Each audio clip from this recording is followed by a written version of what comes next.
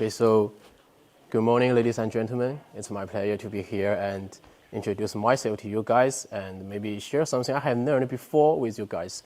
I don't think I will be eligible to teaching you guys something, but I'm willing to share something with you guys and what I have learned before. So today's our topic is willing connection from fractured self to living ecosystems. It's my life looked, if I had to describe the past few years of my life in one image, it will be described as a beautiful drawing map. And then one day, the map stopped working. For a long time, my map looked impressive. Shanghai International Studies University, Columbia University, the Stanford AI program, Hurry Under 25 Entrepreneur Pioneer. Every dot looked right. And I believe if I just follow this map, I can go anywhere I want. But one day last year, I realized I was standing in the middle of this glorious map, and I had no idea where I was. Outside, everything looks fine. I was building projects, talking with AI and business. Online, my profile looked successful, but when I was alone, a question kept coming back. I seem connected to so many things, but still connect to myself. If you strip away the schools, titles, labels, who am I, really? I saw that I have built many connections out there, too, in situations, markets, technology, but gradually lost connection with the person at the center, as myself. So today, I will work with you guys how I reconnecting with myself. From being disconnected from myself and rebuilding an inner order, and then turn this inner order into connection with others and with the world. I discovered this reconnecting with myself was not about as more achievements, was not about as more titles or as more money, business, or anything else. It was about taking things away. I call this process 5 acts of disrespecting my own soul. Disrespect here doesn't mean self-hatred.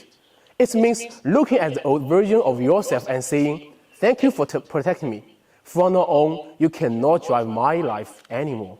Each respect was a small funeral for my old self.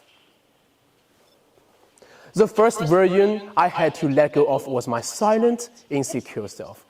Actually, I was a really classic boy, a classic good kid. I'm really polite, obedient, good kid.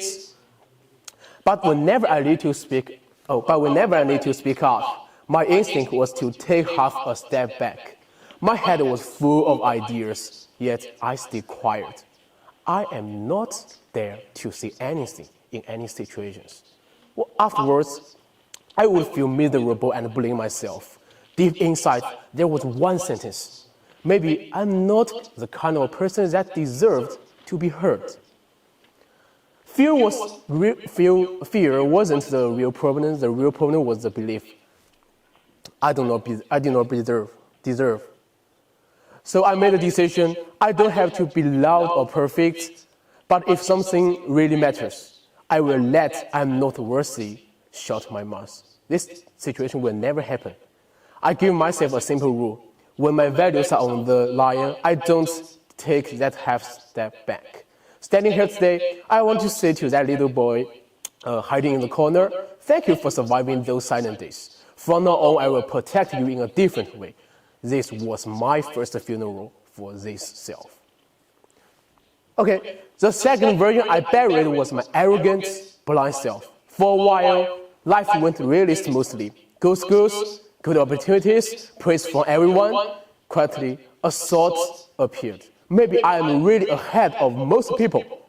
Then one day, this invincible arrogance cost me a major opportunity. I misread a partner's needs. I didn't truly listen. I assumed I already know all the things. But what happened? We built the wrong thing. The project collapsed completely. Failure itself was not the worst part. The worst part was the mirrored head up. I had been wearing glasses that let me see my own brilliance and burned everyone else. So I set a new rule. No matter who I'm talking with, a worker, a customer support agent, a teenager, a professor, I will start by assuming the person knows something I don't. Once I did that, everyone became a potential teacher for me. That day, I had a funeral for my arrogant, blind self. The other 3 acts of disrespect were these: my opportunistic self, chasing even shining opportunities, constantly busy, no real direction. I admitted I actually know very little. Instead of trying to be clever everywhere, I chose to become a long-time apprentice. In a few years, in a few things that truly matters, or in few times that truly matters, I will focus on the things instead of doing so many things. Maybe looks like brilliant, looks like good, but it's not a long-term goal. The fourth one is my avoidant self, always saying I'm fine even when I was not. A state of depression and anxiety forced me to say that pretending it doesn't hurt is more damage than the pain itself. I began to practice being honest about my struggles. The last one is my sensitive self, extremely aware of others' opinion and secretly feeling special. I don't want to lose my sensitivity. I just want to peel away the parts that believes the world should revolve around me and keep the parts that truly understand others. So this act of disrespect are not about destroying myself. They are about saying, thank you for getting me here, but for the next chapter, I need a different version of me. So actually I found my growth turns out not to be a straight line up. It's more like taking down the old buildings and rebuilding a stronger structure on the same ground.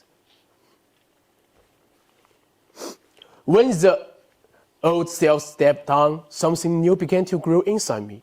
It didn't feel like I'm so confident now. It feels like a small plant pushing through a crack in the pavement. I call it black life force, as you can see in this picture.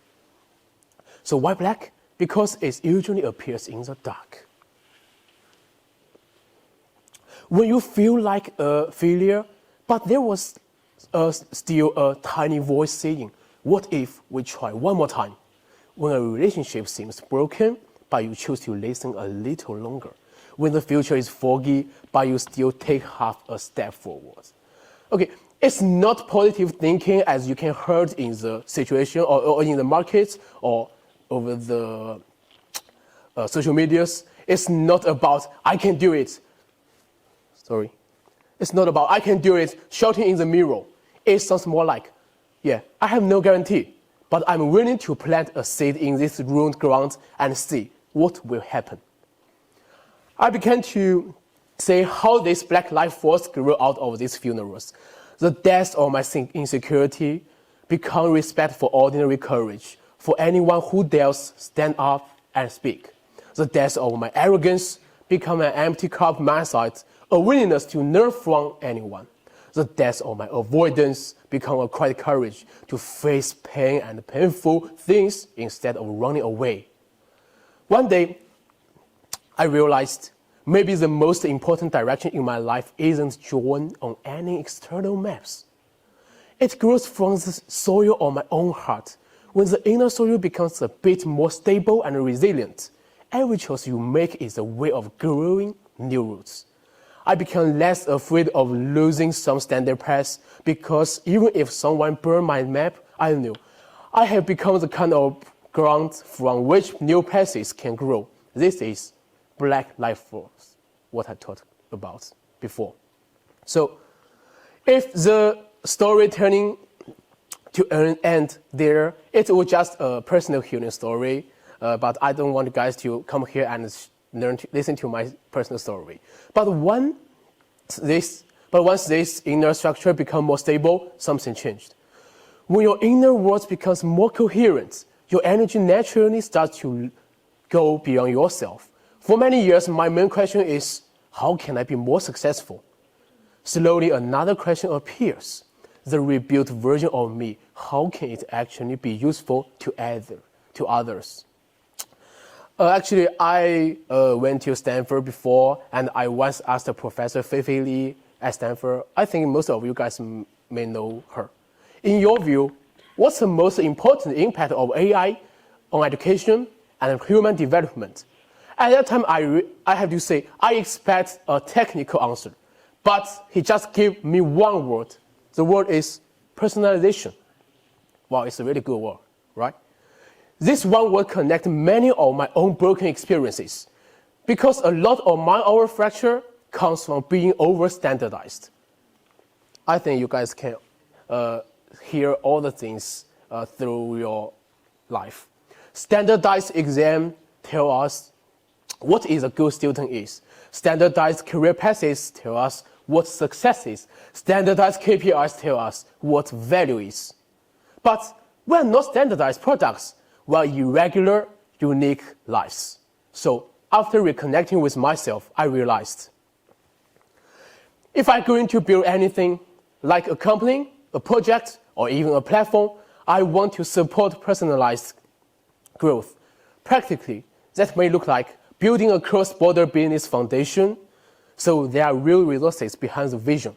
Use AI to see and connect people's root systems, their strengths, their needs, and paths, and turning this into a living ecosystem where education and growth work less like a factory and more like a rainforest. So, what is a rainforest? In a rainforest, tall trees don't erase small plants. Each life finds its own way to reach the light. For me, the full journey is connection is. We first disconnect with our old self. We break and peel away. In the rooms, we cultivate black life force we mentioned before and reconnect with who we really are. Then we extend this renewed self outwards into an ecosystem that can hold and uplift others. So, maybe if you guys can understand me, I want to invite you guys to do something very simple. If you feel comfortable, please gently close your eyes and place your heart, maybe the left one, maybe the right one, over your heart. So you can do this and you can feel your heartbeat. In this quiet room inside your body, is there a small warmth going on?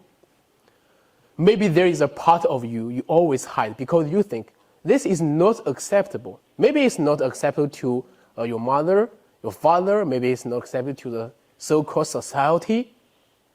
Maybe there is a fracture you never really look at because it feels too painful. You cannot stare at it by yourself at any time. You are avoid to see this. So maybe you can put your hands on your heart and feel your heartbeats now. I will give you a few seconds to do this. Okay, just really feel your heart.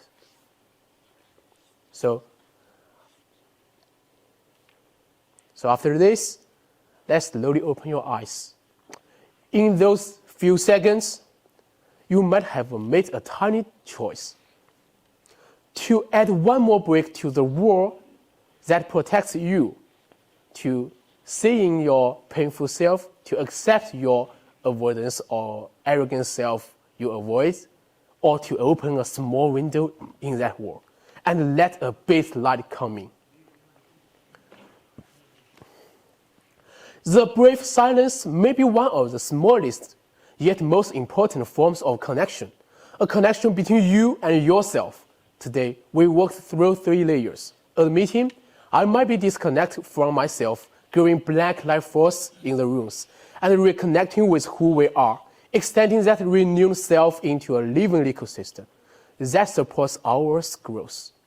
Connection is not a straight, smooth line as we mentioned before. It is an old map being torn to pieces, and the decision to join a new one with our own hands, rough, honest, and truly ours. My wish for all of us is this. May we have the courage to go through necessary moments of breaking without shame. You don't care about what other people are saying. Because only through these fractures you will discover what is truly unbreakable inside us. And may we become the kind of connectors the world needs. People who first become a small lighthouse for themselves and then, with the same light, help illuminate the ocean for others. If one day, because of you or because of me, the world becomes a little more understanding, a little more gentle, a little more supportive of every unique life, then all the breaking and rebuilding inner will have been worth it. Okay, thank you.